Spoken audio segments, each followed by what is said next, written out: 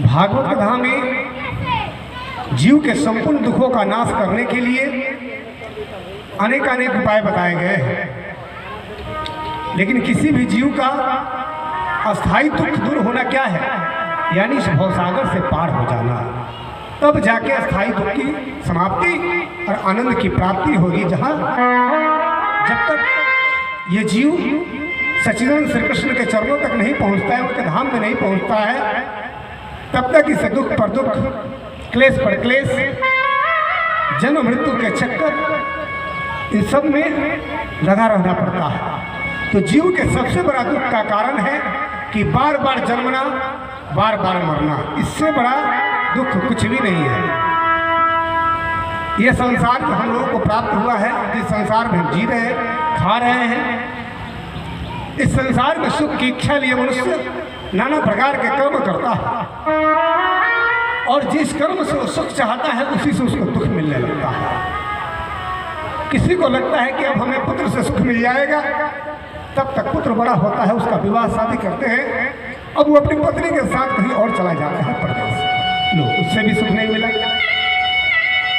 फिर वो पुत्र भी सोचता है कि मुझे इस पत्नी से सुख मिल जाएगा, और पत्नी भी सोचती है कि इस पति से सुख मिल जाएगा। फिर ऐसा भी नहीं होता है, पत्नी भी अपनी बात मनवानी चाहती है, पति भी अपना बात मनवाना चाहता है। सब चाहते हैं कि मैं जो कहता हूँ वो हो जाए, और उसी में वो सुख समझते हैं। तो उनमें भी विवाद शुरू हो जाता है कि हम बड़े तो हम बड़े, हम अच्छे तो हम अच्छे। अक्सर ऐसे ही करते करते ये जीवन समाप्त हो जाता है, और दुख छोड़ता नहीं, सुख का मुख देखने को मिलता नहीं। इसलिए शाश्वत सुख, शाश्वत शांति चाहिए तो भजन में मिलेगा, भगवान के शरण में मिलेगा, सच्चिदानंद भगवान की आराधना में मिलेगा। इसलिए अगर शाश्वत शांति, शाश्वत सुख चाहिए तो आपको सच्चिदानंद श्री कृष्ण के शरण में जाना पड़ेगा। जब राजा परीक्षित को ऋषिपुत्र ने श्राप दिया, भागवत कथा यहीं से शुरू होता है कि राजा परीक्षित जो अभिमन्यु के लड़के थे, महाभारत युद्ध में सब का अंत हो चुका था, तो उत्तरा के गर्भ से राजा परीक्षित का जन्म हुआ। कौरव और पांडव के एक वही उत्तराधिकारी रहे।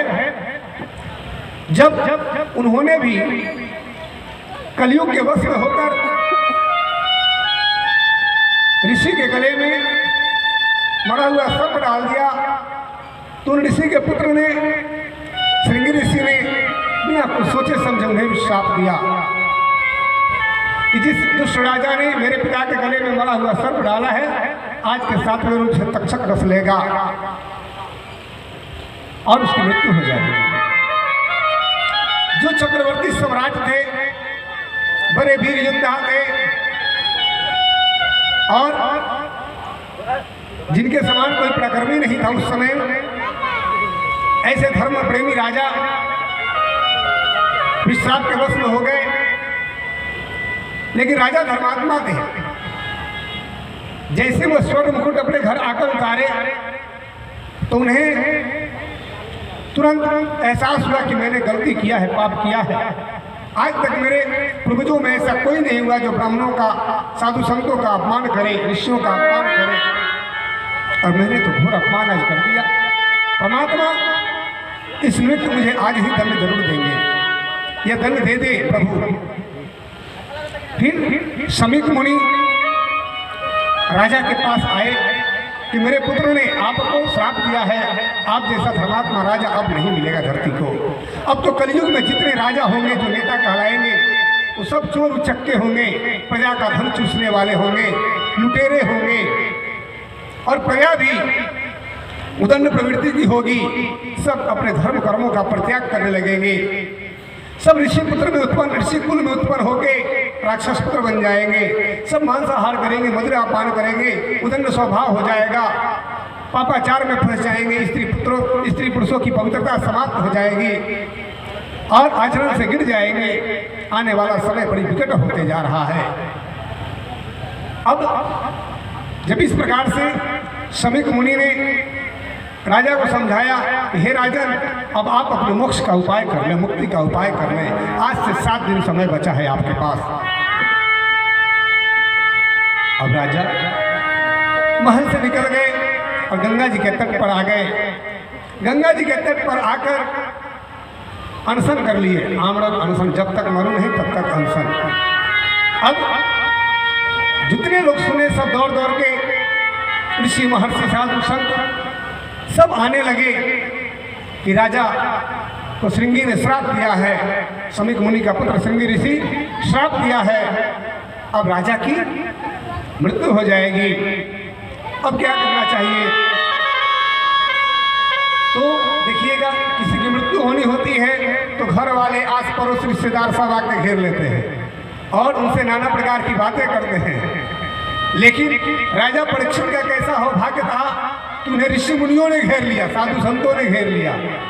अब उन ऋषियों से राजा परीक्षित आत्मा के उद्धार का उपाय पूछते हैं कि हे महानुभाव, हे ऋषिगण, हे महर्षिगण, हे ब्राह्मणगण, मैं अपराधी क्षत्रिय होने पर भी बड़ी बड़भागी हूँ, क्योंकि आप जैसे ऋषि मुनियों का दर्शन मुझे अंत समय हो रहा है। अंत समय में लोगों को मोह घेरता है, माया घेरती है, और मुझे आप ऋषियों ने घेर रखा है, मुझसे बड़ा बड़भागी कौन होगा। अतः हम आपसे एक प्रश्न पूछना चाहते हैं, आप लोग हमें जरूर बताइए। ऋषिगण कहते हैं, पूछो पूछो राजा।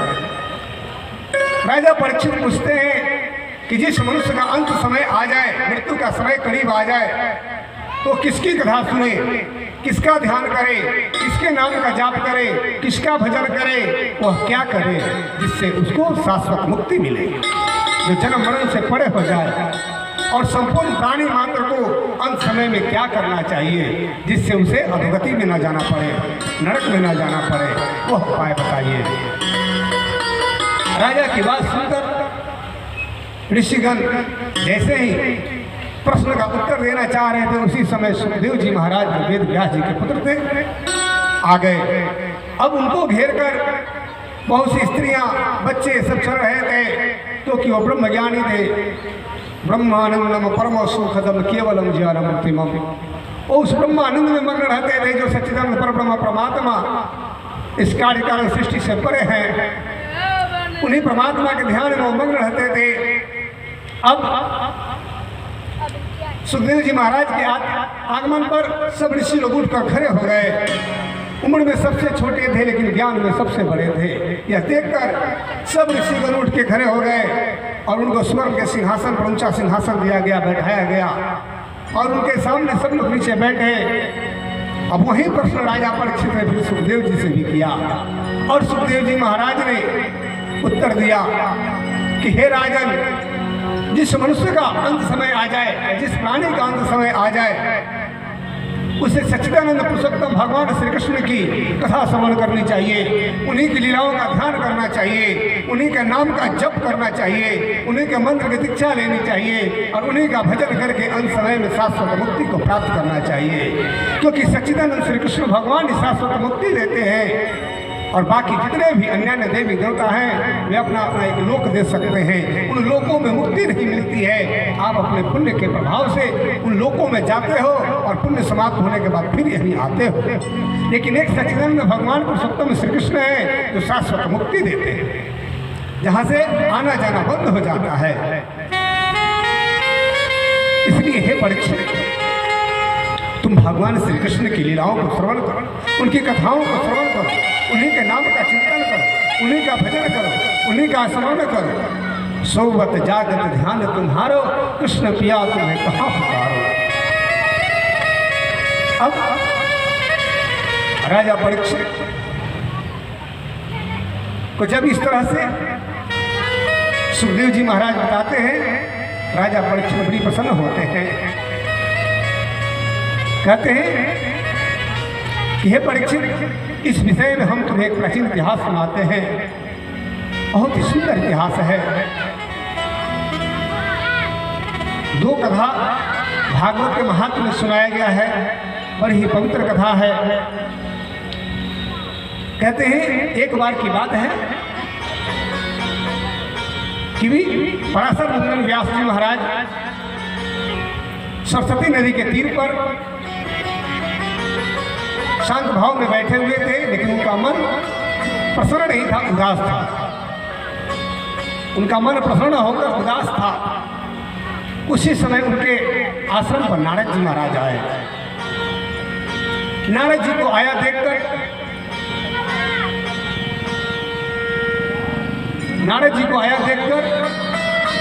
वेद व्यास जी महाराज उठकर खड़े हो गए और उनका अधिक सत्कार किए, अभिवादन किए, आसन देकर बैठाए। जब नारद जी महाराज बैठ गए, कुशल मंगल हुआ, तब इन्होंने पूछा, नारद जी ने वेद व्यास जी महाराज से कि हे वेद व्यास जी महाराज, आपने महाभारत के बहाने तो संपूर्ण वेदों का रहस्य खोल दिया है। जिनको वेद पढ़ने का अधिकार नहीं था, वे भी अब महाभारत को पढ़ के वेदों का ज्ञान ले सकेंगे। आपने बड़ी अच्छा कार्य किया। अब संपूर्ण प्राणी ब्रह्मज्ञानी बन सकते हैं, ज्ञानी बन सकते हैं, आध्यात्मिक बन सकते हैं, संस्कारी बन सकते हैं। अब उसके बाद आपने नाना पुराणों को रच के, शास्त्रों को रच के बहुत ही अच्छा कार्य किया है। इस पर वेद व्यास जी महाराज कहते हैं कि हे नारद जी महाराज, इन सब के बावजूद मेरा मन शांत नहीं है, मेरा मन प्रसन्न नहीं है, मैं बहुत खिन्न हूँ। लगता है मुझ पर भगवान अभी प्रसन्न नहीं हुए हैं। जिन कर्मों से पुरुषोत्तम भगवान प्रसन्न न हो, वो कर्म व्यर्थ है। जिन पूजा से सच्चिदानंद भगवान प्रसन्न न हो, पूजा व्यर्थ है। अतः मैं क्या करूं? नारद जी महाराज कहते हैं कि हे वेद व्यास जी महाराज, इन सब की रचना के साथ साथ आपने कुछ गलत भी किया है। क्या किया है? तो आपने नाना पुराण, नाना ग्रंथ जो रच दिए, आने वाले कलयुग में लोगों की आयु कम होगी, बुद्धि कम होगी, धर्म कर्म में रुचि कम होगी। इतना सब पढ़ेगा कौन? मान लिया कि आपने रच दिया, पढ़ भी लेंगे, लेकिन इससे एक विवाद उत्पन्न होगा। शिव पुराण पढ़ने वाले कहेंगे कि शिव जी परमात्मा, और ब्रह्म पुराण पढ़ने वाले कहेंगे कि ब्रह्मा जी परमात्मा, देवी भागवत पढ़ने वाले कहेंगे कि देवी जी परमात्मा, विष्णु पुराण पढ़ने वाले कहेंगे कि विष्णु जी परमात्मा। और यहाँ तक कि आपने नाना प्रकार के पशु हिंसा एक बलि प्रथा को भी वर्णित कर दिया है। इससे कलयुग में इस भाव को न समझने वाले जीव हिंसा करके पशुओं की बलि चढ़ाएंगे और उसी को अपना धर्म कर्म मान लेंगे। देवी देवताओं के नाम पर बलि की प्रथा चल पड़ेगी और इसी को पूजा मान के लोग इसी कार्य को करने लगेंगे, कहेंगे कि यही धर्म है। तो आपने यह बड़ा ही निंदित कर्म किया है। इसीलिए सच्चिदानंद भगवान आपसे अभी तक खुश नहीं है, प्रसन्न नहीं है, क्योंकि उनको प्रसन्न करने वाला कार्य अभी तक आपने नहीं किया है। कितनी भी सुंदर सुंदर रचना हो, कितनी भी सुंदर पद हो, लेकिन उनमें भगवान श्री कृष्ण की लीलाओं का वर्णन न हो तो वह रचना, वह पद अधूरा हो जाता है। इसलिए आप वैसा कुछ कीजिए जिससे कि पुरुषोत्तम भगवान प्रसन्न हो। आपने अभी तक वैसा कार्य नहीं किया है जिससे कि सच्चिदानंद भगवान प्रसन्न हो। कहते हैं कि अब मैं क्या करूं, अब मैं क्या करूं? नारद जी महाराज कहते हैं कि जो सृष्टि के प्रारंभ में ब्रह्मा जी जब सृष्टि रचना नहीं कर पा रहे थे, अथाह भवसागर में गोते लगा रहे थे, उस समय भगवान पुराण पुरुष ने, विष्णु भगवान ने जो ब्रह्मा जी को भागवत सुनाया, वह भागवत आप फिर से रचिए। 4 श्लोकों में संपूर्ण भागवत सुनाया गया है, चतुश्लोकी भागवत। आप उसी का विस्तार कीजिए, विस्तार पूर्वक भागवत सुनाइए, भागवत की रचना कीजिए, जिससे आने वाले समय में लोग भागवत महापुराण के द्वारा ब्रह्म ज्ञान को प्राप्त करे, एक निश्चय सिद्धांत को प्राप्त कर सके कि हाँ यही धर्म है।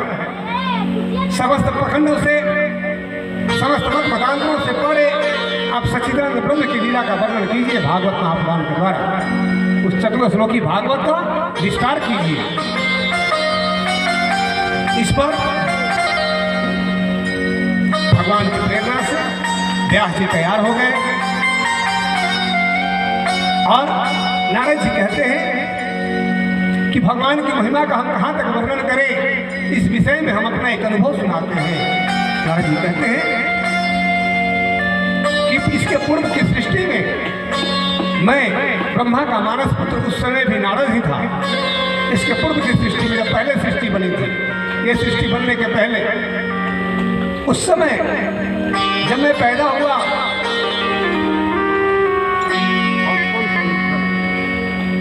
कहते हैं कि उस समय मैं जब नारद के रूप में प्रकट हुआ तो मेरे पिताजी ब्रह्मा ने कहा कि पुत्र तुम विवाह कर, लेकिन मैंने विवाह करने से मना कर दिया। मैंने कहा कि पिताजी मुझसे पहले मेरे बड़े भाइयों का विवाह कर दीजिए, लेकिन वे सब नैष्ठिक ब्रह्मचारी थे, विवाह नहीं किए। अब नारद जी पर दबाव बनाने लगे ब्रह्मा जी कि तुम विवाह कर लो। नारद जी ने कहा कि विषय तो विष से भी विषैला होता है, इसलिए मुझे विषय भोग नहीं चाहिए। इसमें फंसने के बाद कोई भी मनुष्य इससे बाहर नहीं निकल सकता, इसलिए मुझे विषय नहीं चाहिए, मुझे पत्नी नहीं चाहिए, मैं दार संग्रह नहीं करूँगा, इसलिए मेरा विवाह मत कीजिए। नारद जी को ब्रह्मा जी ने बार बार समझाया। जब नहीं माने नारद जी तो ब्रह्मा जी ने श्राप दिया कि जा, तू मेरी आज्ञा का उल्लंघन कर रहा है, हमारी बात नहीं मान रहा है, इसलिए तू 100 नायिकाओं का पति बनेगा।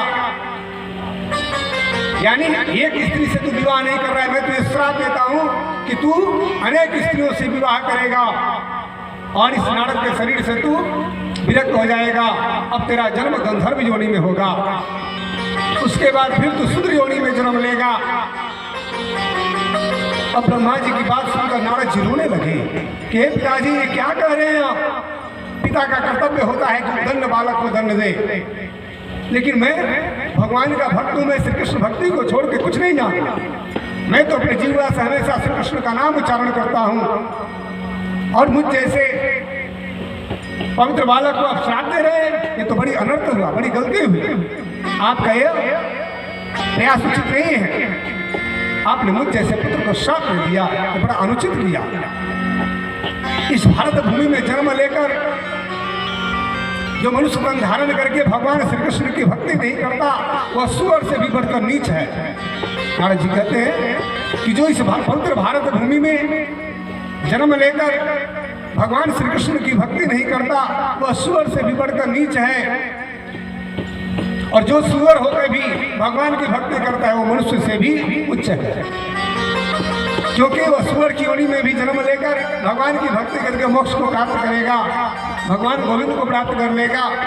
लेकिन जो मनुष्य भगवान इस मनुष्य तन के द्वारा भगवान की भक्ति नहीं करता, वो पुनः सुअर बन जाएगा, अधोगति को प्राप्त हो जाएगा। वह पिता पिता नहीं, वह माता माता नहीं, वह गुरु गुरु नहीं, वह मित्र मित्र नहीं। जो भगवान की भक्ति देने में समर्थ न हो, वो सबसे बड़े शत्रु हैं जो भगवान की भक्ति से दूर करते हैं, भगवान से दूरी बढ़वाते हैं। इसलिए पिताजी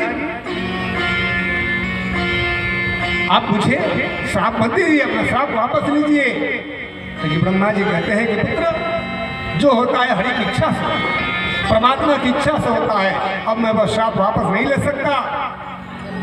तब कहते हैं श्री कृष्ण भगवान से प्रार्थना करते हैं नारद जी की हे प्रभु उस पर कृपा कीजिए। अब नारद जी कहते हैं कि हे पिताजी मुझ पर प्रसन्न होइए और मुझे ये श्राप मत दीजिए। अच्छा, अतः आपने श्राप दे भी दिया तो वैसा वरदान दीजिए कि मैं जिस योनि में जाऊं, जहां जहां जन्म लूं, भगवान की भक्ति मुझे एक क्षण के लिए भी न छोड़े, भगवान की भक्ति मुझे कदापि न छोड़े। तब ब्रह्मा जी ने कहा था। अब नारद जी का वहाँ से पतन होता है। अब उपहरण गंधर्व योनि में चले जाते हैं। उनका नाम पड़ता है उपहरण गंधर्व। गंधर्व योनि में जाके जन्म लेते हैं, नाम पड़ता है उपहरण। अब वहाँ वो अनेक नायिकाओं से विवाह करते हैं गंधर्व योनि में, और गाने बजाने का काम करते हैं। वहाँ पर गंधर्वों का काम होता है संगीत, गाना बजाना भगवान के दरबार में, देवताओं के दरबार में। अब गंधर्व योनि में जाकर नारद जी अनेक नायिकाओं से विवाह करते हैं श्रापवश, क्योंकि ब्रह्मा जी ने श्राप दिया था कि एक विवाह नहीं कर रहा है तो अनेक विवाह करेगा, जा।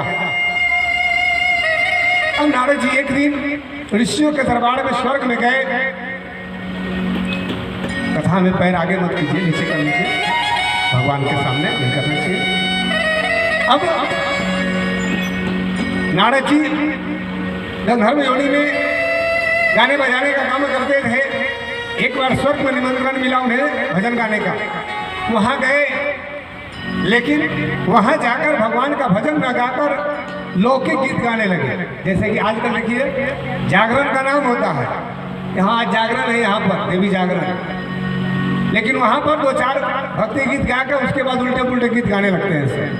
तो ऐसे सब नरक को चले जाते हैं। जो भी ऐसा गलती करता है कि भगवान के दरबार में आकर भगवान की भक्ति छोड़ के कुछ और गाने लगता है, ये सब नरकगामी होंगे, दुख के भागी होंगे, इनका सुख चैन समाप्त हो जाता है।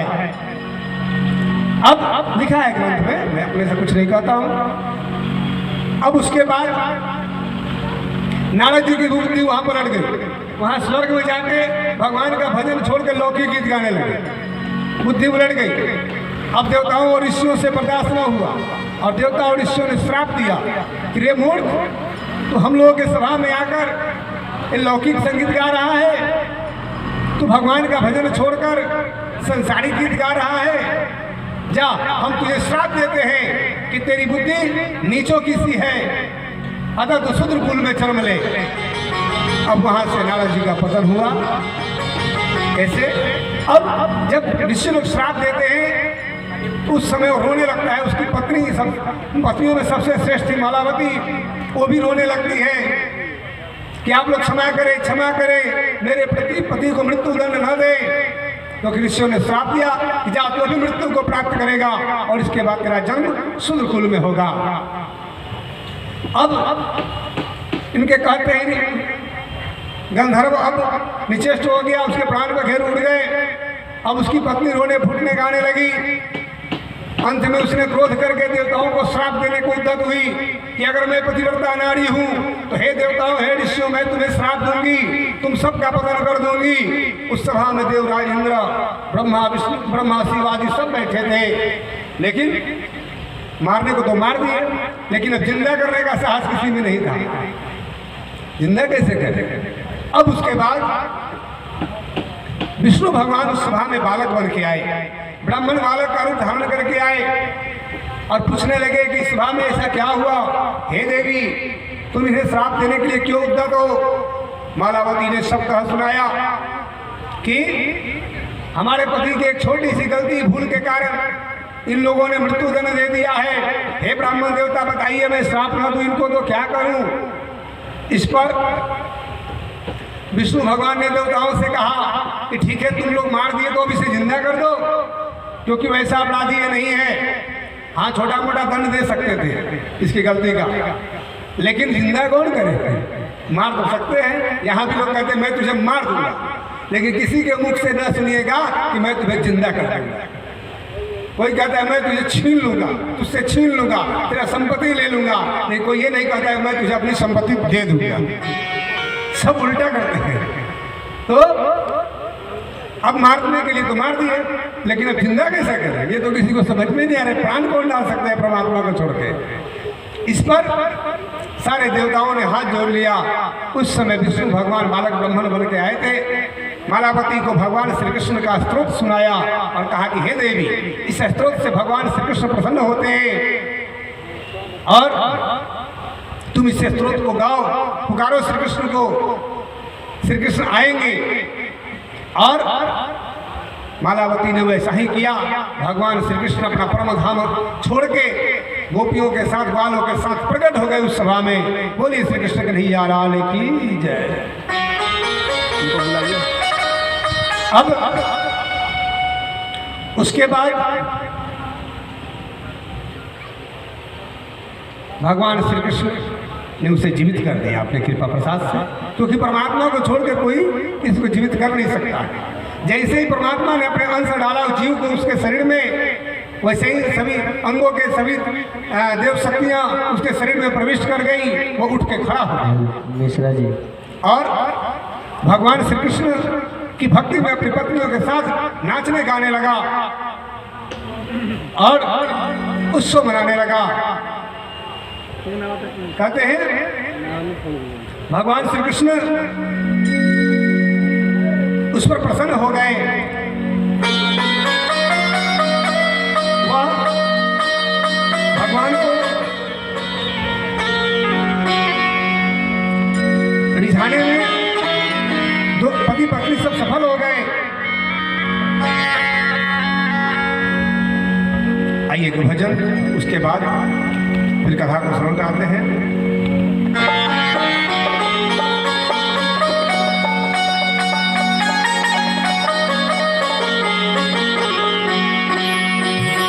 भगवान ने कहा कि हे गंधर्व, देवता और ऋषि भी मेरे ही अंश हैं, इसलिए इनकी वाणी व्यर्थ नहीं जाएगी।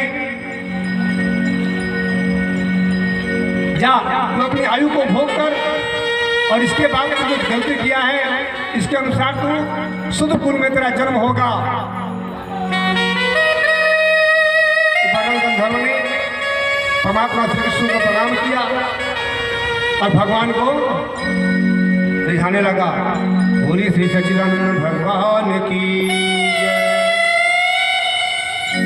राधे राधे जपा करो, राधे राधे जपा करो, कृष्ण नाम रस पिया करो।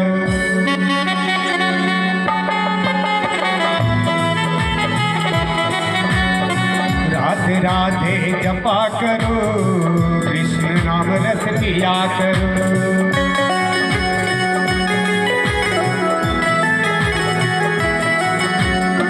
राधे राधे जपा करो, कृष्ण नाम रस पिया करो।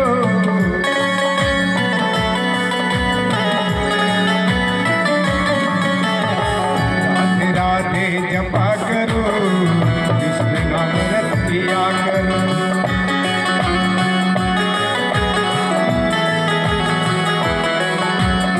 राधे देगी तुमको शक्ति, मिलेगी तुमको कृष्ण की भक्ति।